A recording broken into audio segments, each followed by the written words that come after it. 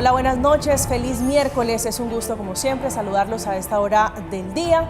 Es una noche en Zona Franca para hablar de uno de los más crudos y tal vez vergonzantes episodios de la historia del conflicto armado en Colombia y que involucra para mal al ejército colombiano. Estamos hablando del capítulo de los falsos positivos del que está hablando la Jurisdicción Especial para la Paz en el macrocaso 03, que aborda esas ejecuciones extrajudiciales, los mal llamados falsos positivos. Una situación que hoy está nuevamente en la palestra pública por cuenta de la confesión del mea culpa del general retirado Henry Torres Escalante, que era el comandante de la 6ª Brigada del Ejército en Casanare, donde se está reconociendo increíblemente la responsabilidad en la muerte de por lo menos 300 personas. Allí hay clamor, heridas de las víctimas que siguen abiertas, y ayer en medio justamente de ese escenario de justicia, las víctimas gritaron, a los responsables de los falsos positivos lo que durante años han guardado en su corazón. Madres, padres de familia que estaban allí presentes escuchando la confesión de estos militares y de un civil que confesaron estos hechos. Yo me la llevo para mi casa para que viva conmigo. Ustedes son unos asesinos. ¡Unos asesinos, por favor! ¡Ay, Dios mío, por qué me quitaron a mi hijo! Colombia aún no termina de conocer la realidad de lo que ocurrió en ese capítulo de falsos positivos. Poco a poco se ha ido conociendo, cuentagotas, se va conociendo por cuenta de estas aceptaciones quiénes son los responsables de esta matanza, de esta masacre que se dio en diferentes regiones del país. Lo está descubriendo la JEP, que está sometiendo a esa Jurisdicción Especial para la Paz, que nació como producto de ese acuerdo de paz entre el Estado colombiano y las FARC, haciendo confesar. Esta noche vamos a hablar de la implicación, de la repercusión que tiene la confesión del general Henry Torres Escalante, que es el de más alto rango hasta el momento en reconocer estos hechos, involucrando, entre otras cosas, a quien fuera en ese entonces el comandante supremo del ejército. Vamos a hablar de quién dio la orden, que es la pregunta que se hacen las víctimas, si la hubo, por supuesto, la orden en el ala política, pero también en el ala militar. Aquí comienza Zona Franca, bienvenidos.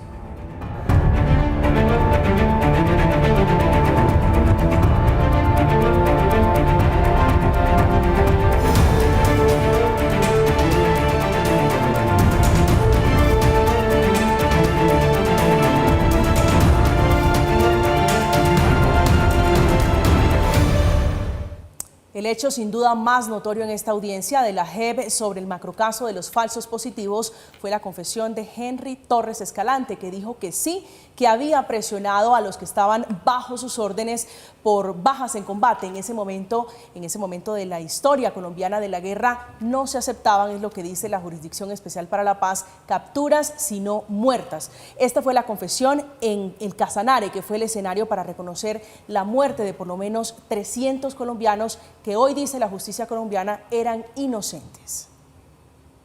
Por las presiones permanentes que realizaba a mis subordinados, siempre exigiendo resultados operacionales, dando prelación a las bajas, a las muertes en combate, lo que indiscutiblemente me llevó a ser reiterativo e incisivo en los programas diarios que realizaba. Las presiones constantes venían desde el comandante del ejército, general Mario Montoya, de la 4ª División, señor general Guillermo Quiñones, y del mío como comandante de la Brigada 16.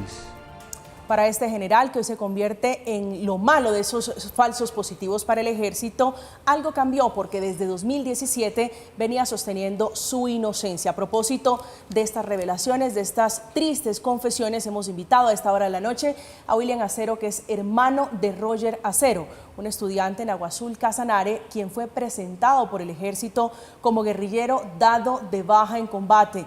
Era un estudiante que sufría de osteoporosis y no podía andar sin sus muletas. William, bienvenido a Zona Franca, gracias por acompañarnos esta noche. Muy buenas noches, sí señora, estamos para servirle al país y contarle la desgracia de una seguridad democrática que nunca existió, que perdimos no a seres queridos, sino perdimos a familias enteras porque nos quisieron opacar, callar a como fuera lugar. Y hoy en día la Jurisdicción Especial para la Paz nos ha abierto la puerta para escuchar versiones de muchas personas que nos han querido seguir opacando y desplazando, teniendo el poder público y militar. ¿Qué significó para ustedes allí en el Casanare esta confesión del general Torres Escalante, la confesión de los otros militares que aceptaron estos falsos positivos, William? Para nadie es un secreto que aquí el señor Torres Escalante está tratando de manipular pruebas que se tienen consistentes para recibir un beneficio propio que les piensa dar la Jurisdicción Especial para la Paz. Nosotros las víctimas tuvimos, antes de este encuentro, tuvimos un encuentro donde él todavía se cree con órdenes para darnos a nosotros, para gritarnos y para comandarnos. Y él tiene suprimido, no es carácter mío, sino carácter de mi familia víctima de crímenes de lesa humanidad, donde se puede evidenciar que todavía hay muchos componentes que lo llevan a él a ver que él está pagando para que no se sepa la verdad y no sigan involucrando a más personas y cambien los subalternos las versiones como tal. Pero no, para ustedes las víctimas, William, no es suficiente esta confesión. Él dice, sí, di orden, sí presioné, y escala hacia arriba, hacia el comandante del ejército, hacia el general Montoya. Ha sido difícil porque él siempre lo negaba, él solo decía, sí, fui yo, y hace poquito, gracias a este señor que fue comandante del DAS, él mismo lo demuestra, hubo una seguridad democrática donde realmente no la hubo.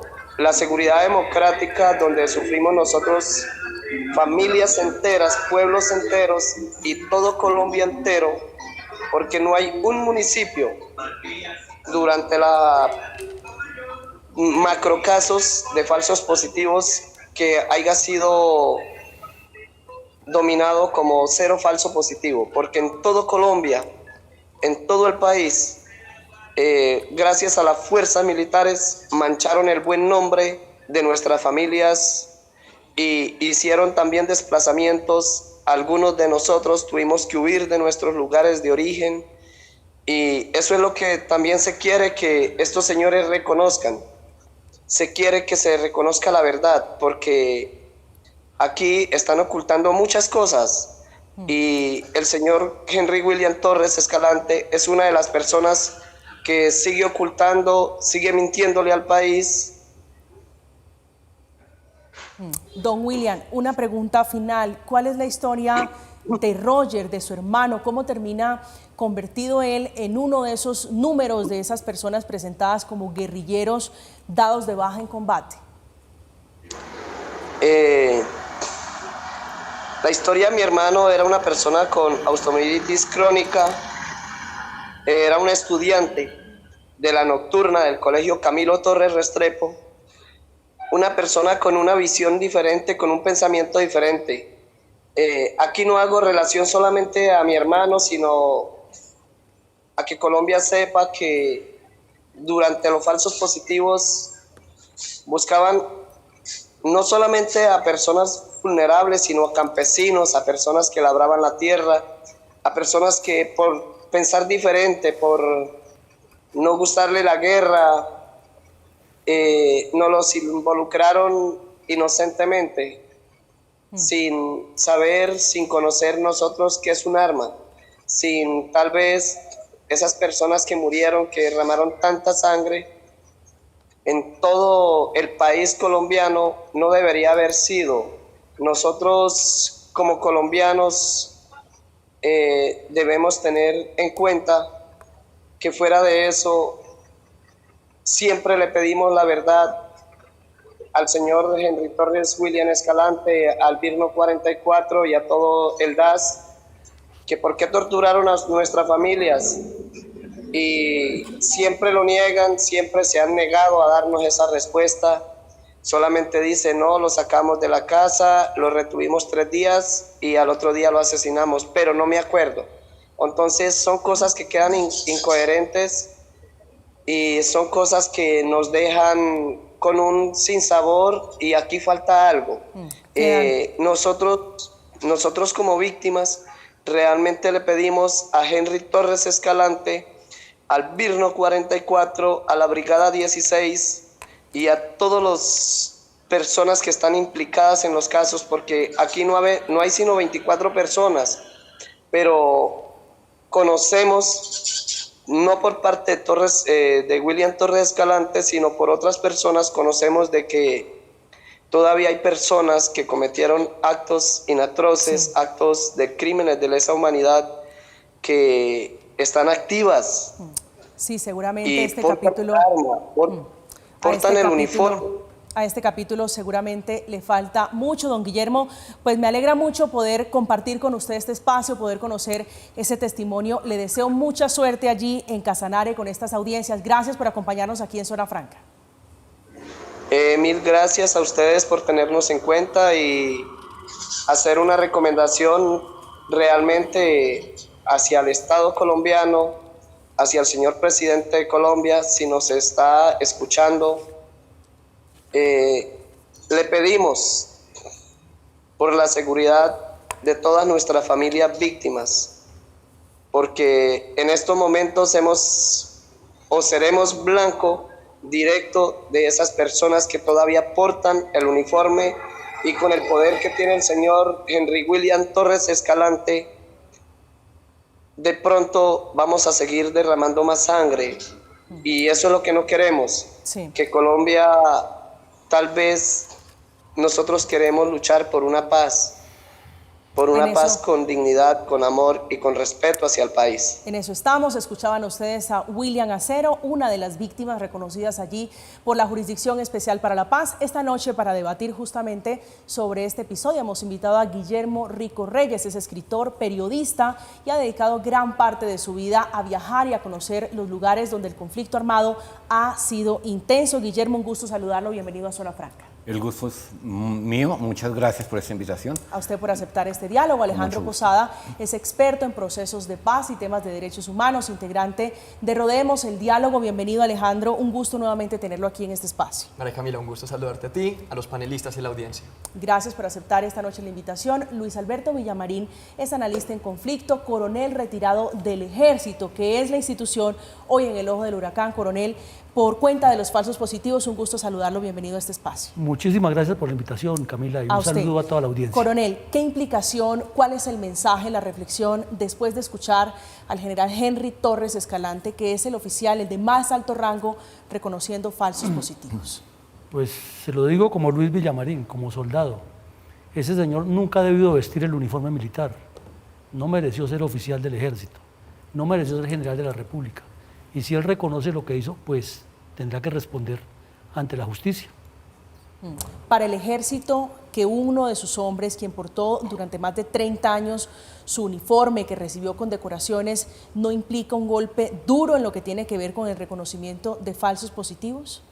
Para el Ejército todo lo que afecte la imagen es gravísimo. Nosotros tenemos en servicio activo un espíritu corporativo, un espíritu de identidad, un espíritu de la defensa del país, un espíritu del respeto por las leyes, un espíritu de servicio a la comunidad, y cualquier sindicación, cualquier señalamiento que le hagan a los soldados en el servicio activo nos afecta a todos, claro. Sentimos en el alma, porque es que el Ejército se lleva en el alma. Guillermo. Yo quería agregarle algo en las preguntas que le estabas haciendo al coronel, y es que el Ejército está siendo manejado toda la vida por las doctrinas que le han hecho mucho daño al país, al establecimiento, al pueblo colombiano, a la misma institución de ustedes, y son las teorías del enemigo interno, por ejemplo, donde en vez de ver al opositor político, se ve al enemigo interno. Entonces un sindicalista, un muchacho que protesta de la universidad, todo este tipo de personas que tienen el derecho de protestar, el Estado colombiano, el ejército colombiano, las ve por la educación que ha recibido, las ve como el enemigo interno. Eso indudablemente abría la puerta para que cualquier cosa como esta o peor pasara. Eso es por un lado. Pero a nivel también histórico quiero aportarle algo a la discusión, y es que los falsos positivos se conocen como tal a partir de la directiva número 29 del Ministerio de Defensa desde el 2005, pero los crímenes que el ejército y la policía hacen en las zonas campesinas viene desde mucho antes. Yo trabajaba, por ejemplo, para NTC Noticias cuando se da la masacre de La Beiba en 1992, y fueron 43 campesinos que el ejército sacó de sus casas, muchachos entre 13 y 40 años, los sacó de sus casas y después los asesinaron.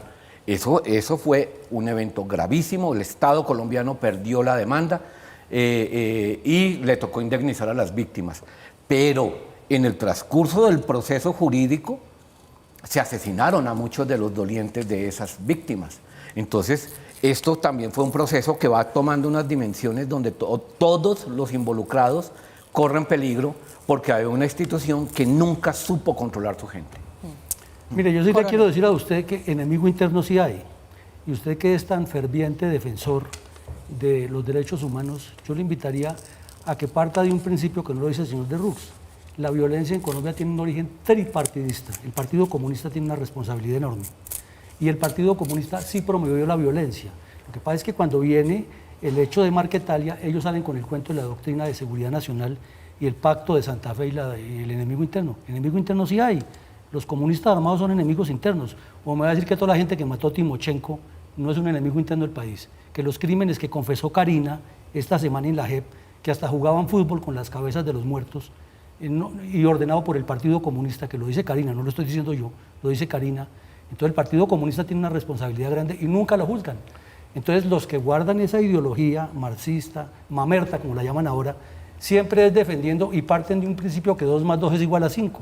No, si queremos poner las verdades sobre el tapete, pongámoslas como son. Yo estoy totalmente de acuerdo. Yo sí considero que el Partido Comunista tiene una enorme responsabilidad en todo esto. Por supuesto, del Partido Comunista salieron militantes que dirigieron las FARC. Todos. Las FARC. Todos, absolutamente todos. No, porque dígame también hubo mucho campesino. No, dígame cuál no, y todos pertenecientes a la JUCO.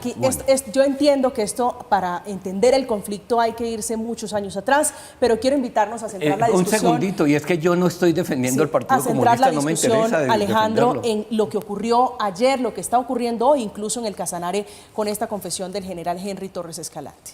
Sí, María Camila, a mí me gustaría reencauzar la discusión para resaltar el papel de la JEP en estos procesos de consecución de verdad. Lo que nos queda claro es que cada vez entendemos un poco mejor cómo funcionaba este andamiaje criminal tan escalofriante que marcó y que llenó de sangre a nuestro país.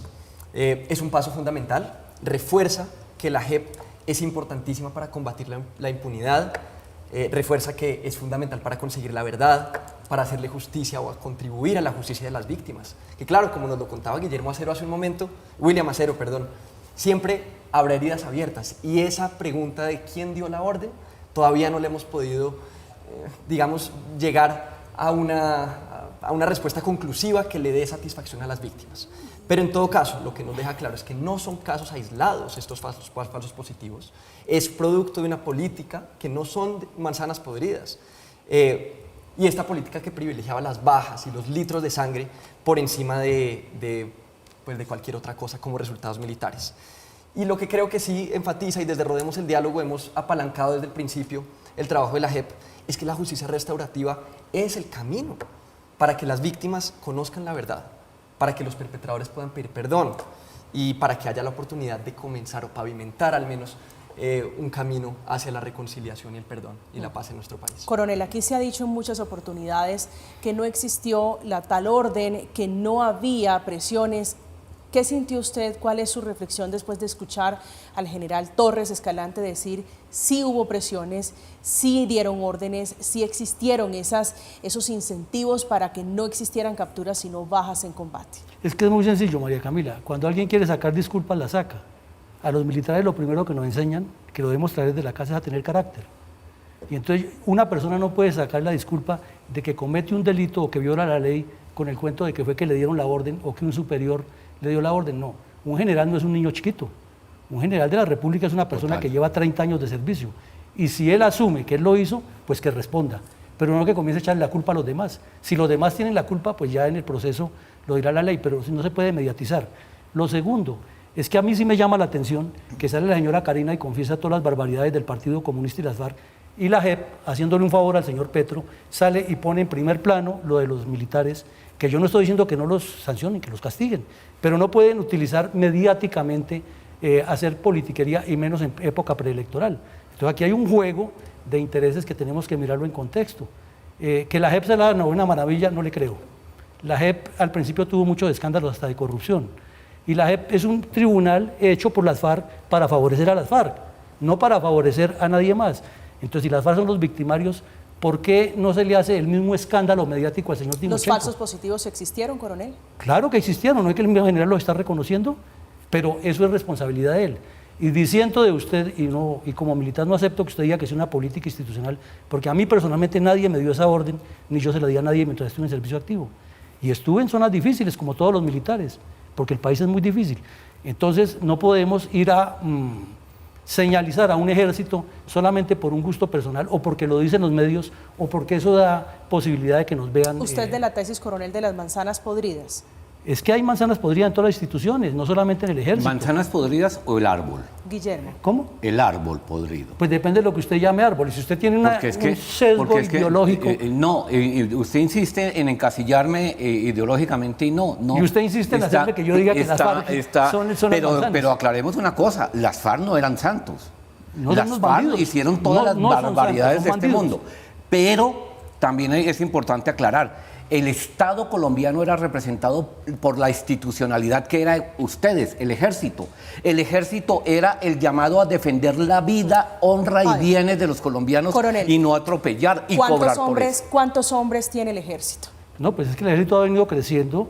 En este momento debe tener como unos 130.000, calculo. 130.000. Esa cifra para Guillermo, 130.000 hombres, usted habla de un árbol como si toda la institución estuviera podrida. ¿Eso no es un poquito injusto, digo, con quienes han portado el uniforme que por eso de manera correcta, dignificando la labor de ser soldado? Tengo amigos que han llegado a muy altos cargos dentro del ejército, y es gente que incluso ha ayudado a investigar los casos de falsos positivos.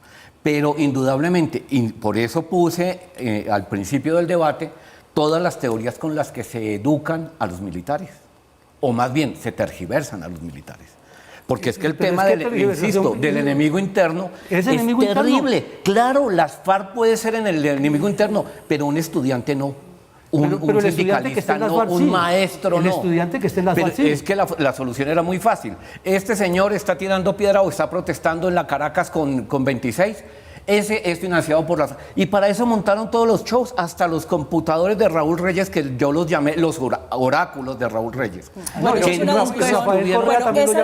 Esa discusión del computador de Raúl Reyes nos da para otro programa, y creo que la historia es un poquito diferente. Alejandro. Coronel, en ningún momento quise sugerir que esta era una política de órdenes, de que se le decía es que usted tiene que hacer esto. Era una política que estaba escondida en los ascensos, en las recompensas, en los incentivos, en las ambigüedades. Lo que nos dijo ayer el general en retiro Torres es que le decían, usted sabe lo que tiene que hacer, general.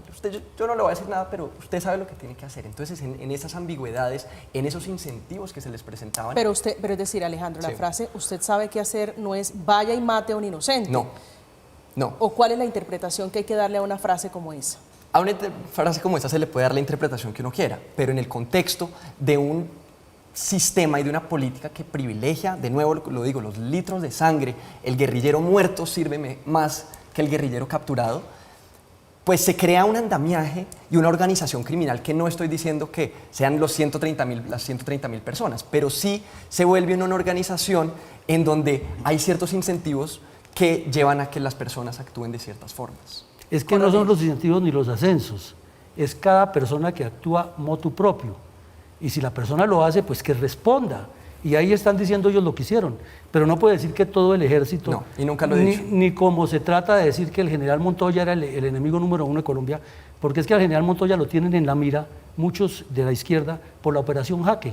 Les duele en el alma que les haya desbaratado el plan Pero Estado. aquí no es ningún guerrillero, coronel, me disculpa, es uno de los hombres que estuvo bajo órdenes del general Montoya, Claro. diciendo es que el general Montoya daba las órdenes, es que el general Montoya presionaba y pedía resultados, no es un Y guerrillero. una pregunta, María Camila, ¿y cuántas veces hemos visto a los dirigentes de izquierda yendo a las cárceles a reunirse con bandidos, con Simón Trinidad, con los narcos, a que digan esta cosa y la otra y se han destapado todos los escándalos?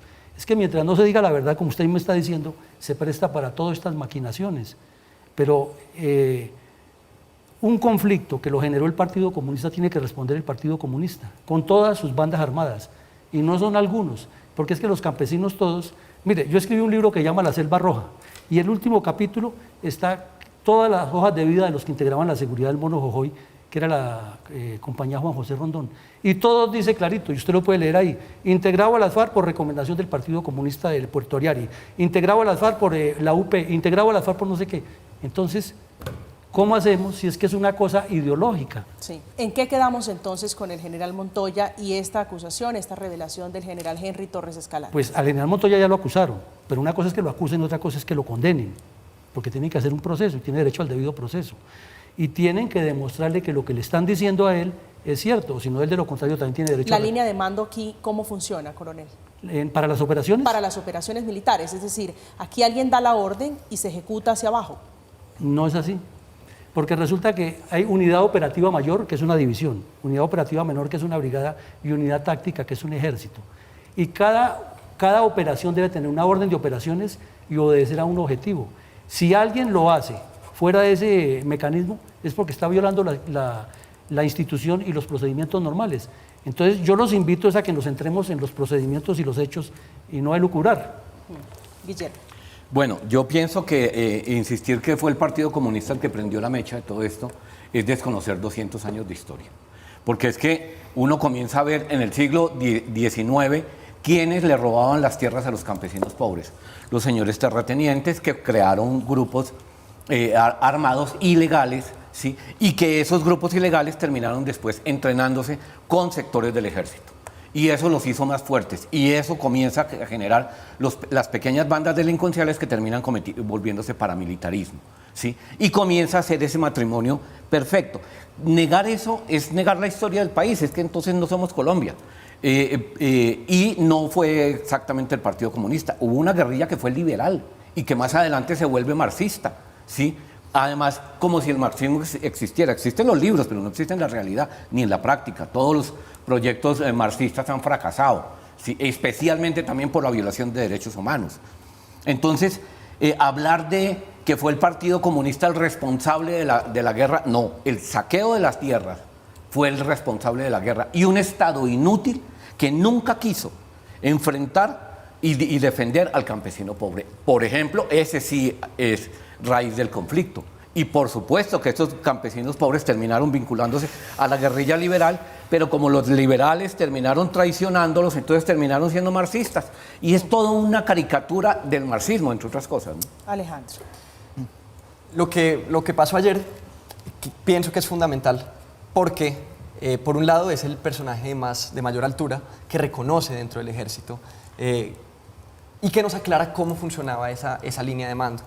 Pero además, otras cosas que sucedieron en esa audiencia fue que el señor Orlando Rivas, del DAS, ensucia de la misma manera al DAS, que eso es gravísimo porque es parte del Ejecutivo, fue un departamento del Ejecutivo y se ensucia al Gaula también. Entonces no es solamente la institución del Ejército, sino que de nuevo, por eso es tan importante este proceso, porque nos revela un andamiaje, que esto era una organización criminal que contenía muchas personas en muchas instituciones que planeaban, ejecutaban y encubrían estos crímenes. Es que esto, coronel, esto no es una cosa de casos aislados ni de manzanas podridas. Esto y la JEP, el valor de la JEP, es que nos está mostrando y sacando a la luz la sistematicidad de estas prácticas. Y eso creo que es fundamental reconocerlo. Estamos en Zona Franca, estamos hablando de los falsos positivos a propósito de ese capítulo del DAS, otro de los militares que está involucrado allí en este episodio, aceptó y contó cómo desde el Gaula, en el departamento de Casanare, se torturó gente, no se verificó la información y contó uno de los militares justamente ese capítulo, compareciendo ayer ante la jurisdicción, ante magistrados de esa jurisdicción especial y ante las víctimas. La estigmatización de la población civil en zonas de alta injerencia de grupos subversivos se originó como partes de las políticas de seguridad democrática y estaba encaminada a la afectación de aparentes integrantes o colaboradores de grupos al margen de la ley. Esta política de estigmatización fue aplicada por el DAS a nivel nacional.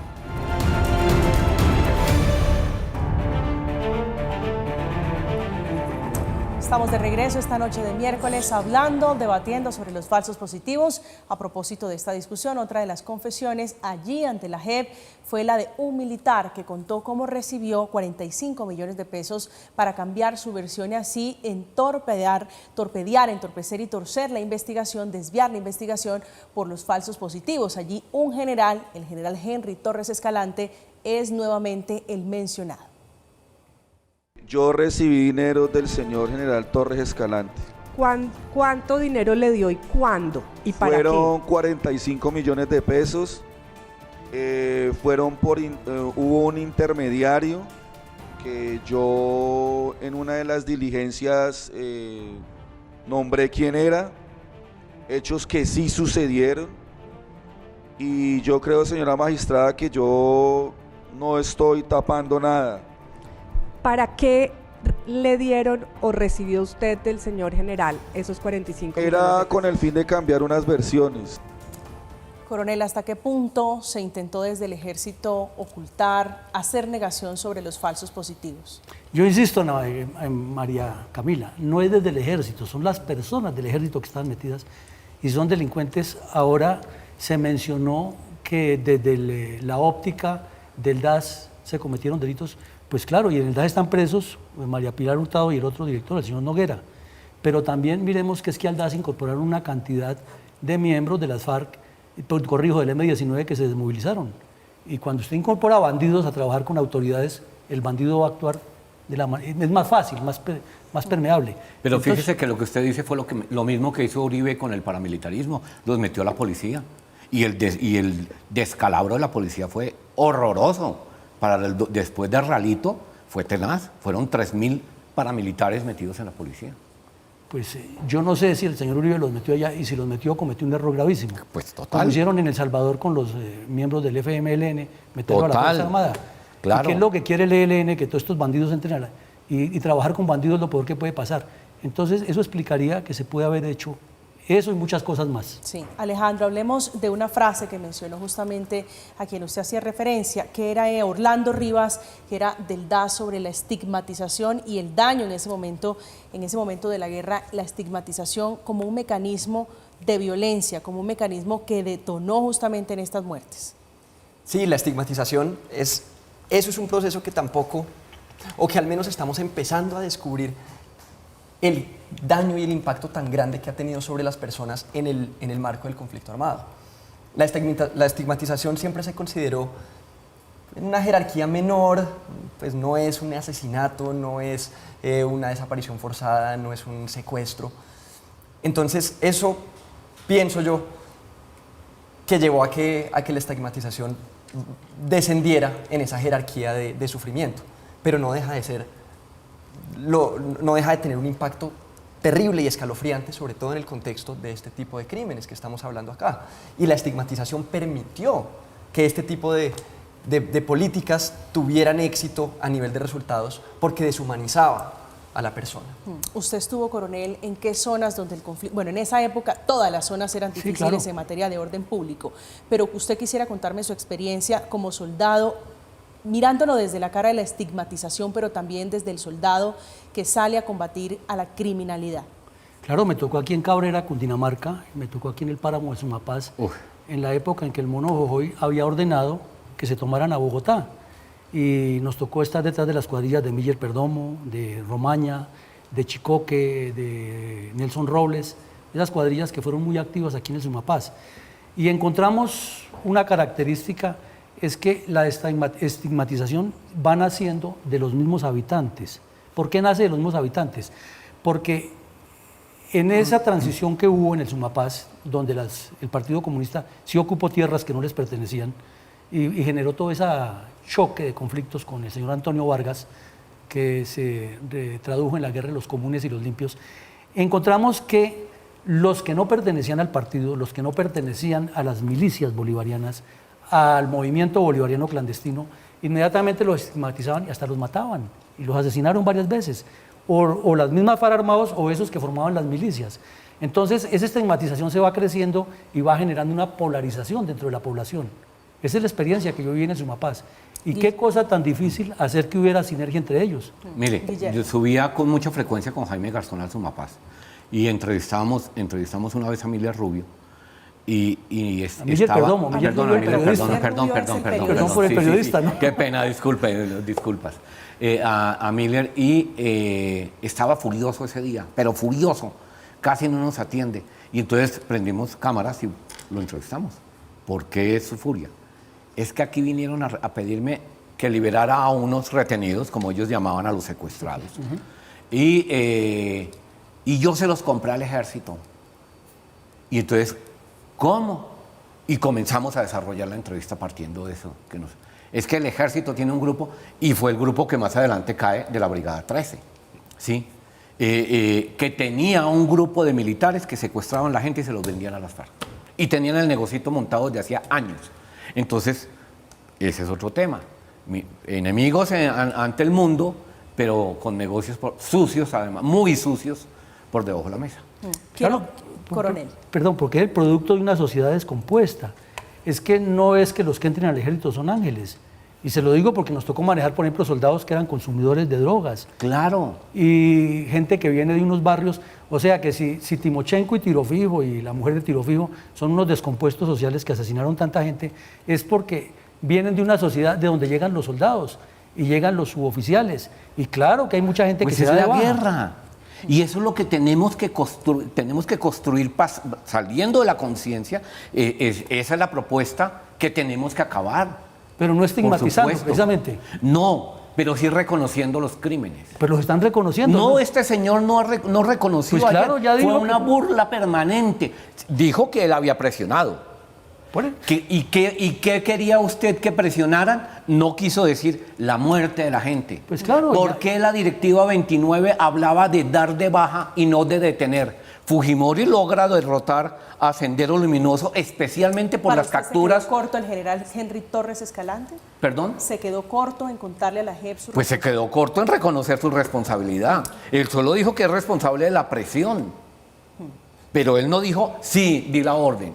Y insisto, ¿por qué no pagaban recompensas por los capturados? Sí. Como lo hizo Fujimori, que por eso el Sendero Luminoso se dio cuenta que estaba derrotado y comienzan a rendirse por grandes fracciones. ¿Usted cree que aquí hace falta? Las víctimas dicen, nos falta verdad. Usted escuchó a William Acero. ¿Cuál es la verdad que usted, si lo cree, falta aquí en este capítulo de los falsos positivos? Pues falta que se diga exactamente cómo se hizo, ¿cierto?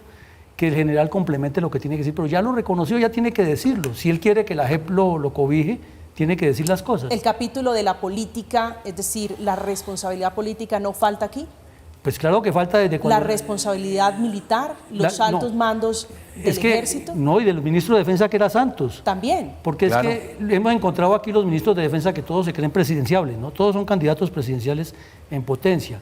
Y cuando hay éxitos militares, hacen la rueda de prensa y salen con un show ridículo de un poco generales parados detrás de ellos para decir, hicimos y yo soy el estratega que dije. Pero cuando ocurre esto, entonces allá lo hicieron ustedes. O sea, lo bueno es mío y lo malo es de ustedes.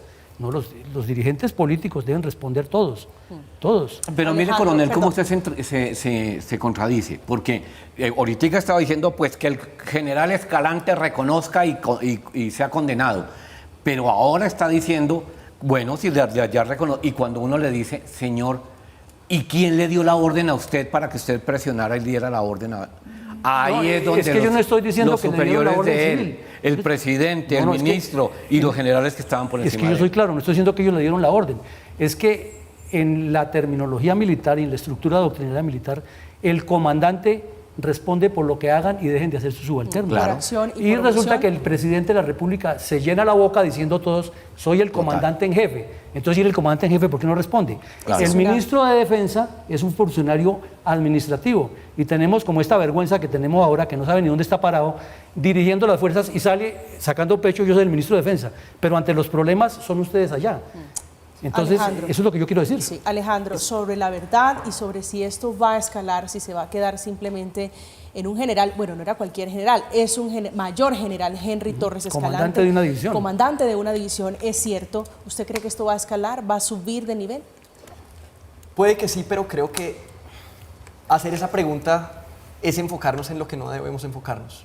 La JEP no es un mecanismo diseñado para que la responsabilidad individual de todo el que mató, extorsionó, secuestró, salga a la luz, sino de establecer unos macrocasos que nos permitan involucrarnos como sociedad, establecer procesos dialógicos. El fin son los máximos responsables. El fin son los máximos responsables, pero el fin, más allá de la parte jurídica, es establecer unos procesos dialógicos que posibiliten y que allanen el camino para una reconciliación de verdad, que en este momento es muy complicada, y se lo vimos a William, y las víctimas siempre van a tener reparos y siempre van a tener dudas y más preguntas, pero creo que el precedente que se sienta en Colombia y en el mundo de estos procesos de consecución de verdad, en donde un general en retiro dice, oiga, yo dije mentiras frente a la justicia ordinaria y les voy a decir la verdad de cómo funcionaba esto, no sabemos si es la verdad completa y eso nunca lo vamos a saber, pero hay que valorar los esfuerzos que está haciendo la Jurisdicción Especial para la Paz y hay que resaltar siempre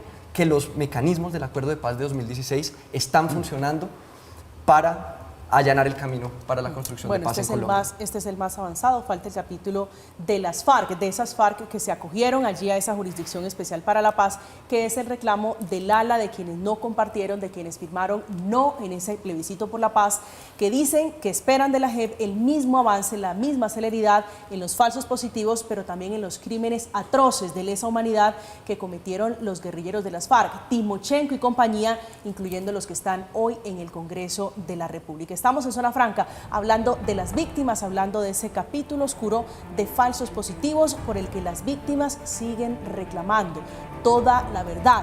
La pregunta es, ¿cuál es la verdad? ¿Hasta qué punto van a saciarse de verdad y hasta dónde va a llegar la Jurisdicción Especial para la Paz en este que es el caso más avanzado, el caso o macrocaso número 03? Hacemos una pausa, ya volvemos. Usted aquí, en este auditorio y delante de los magistrados, de abogados y de muchas víctimas, aceptó haber recibido exactamente 45 millones de pesos del señor Torres Escalante para cambiar sus versiones. Señor Torres Escalante, aquí todas las víctimas merecemos respeto.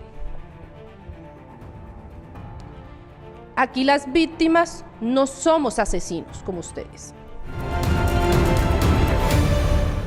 Estamos de regreso esta noche en Zona Franca analizando el último capítulo de los falsos positivos que ocurrió en Casanare, una audiencia muy concurrida por víctimas, pero también por militares retirados que aceptaron responsabilidad en estas muertes selectivas, hombres, mujeres presentadas como bajas en combate en ese departamento. Cerca de 300 son los casos allí, tal vez algunos desgarradores. Vieron ustedes antes de la pausa a Joana, que es la hermana, pero la hija también de los padre e hijo por los que acusan al general Henry Torres Escalante, asesinados en Agua Azul, presentados como bajas en combate. Dice ella en el diario El Colombiano que ha tenido pesadillas con el asesino de su padre y de su hermano, exigiéndole justicia, exigiéndole más verdad. ¿Hasta dónde va a llegar esto, Alejandro? ¿Cuál sería su conclusión en general sobre la responsabilidad política, sobre la responsabilidad militar?